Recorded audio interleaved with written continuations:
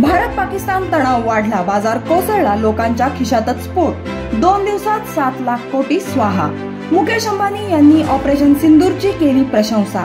भारतीय सशस्त्र दलाचे केले कौतुक। पाकिस्तानकडून हाय स्पीड क्षेपणास्त्रांचा वापर, भारतीय सैन्याने हल्ले परतवले। अमृतसरमधील पाकिस्तानचा ड्रोन हल्ला हाणून पाडला, भारताने दिले चोख प्रत्युत्तर। पाण्याबाबत आमच्यावरच अन्याय का? कात्रज कोंढवा रस्ता परिसरातील नागरिकांचा सवाल। पडद्यावर व्यक्तिरेखा जिवंत करणारे हात गेले।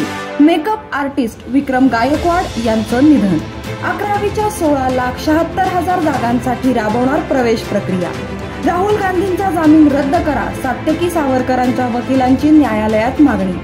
पोलिसांकडूनच कोयता गँगचा धाक दाखवत 25 तोळे सोन्यावर डल्ला। तू पोलिसांना माहिती देतोस, टिप देतोस असे म्हणत तरुणाला टोळक्याकडून मारहाण। आकाशात लेझर बीम लाईट सोडण्यास बंदी।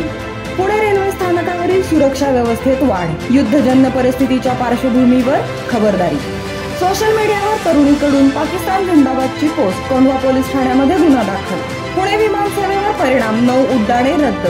येरवड्यातील तारकेश्वर पूल 3 दिवस बंद राहणार। शहरात सलग 3ऱ्या दिवशी अतिक्रमणांवर महापालिकेचा बुलडोझर। 11वीसाठी 100 रुपये नोंदणी शुल्क।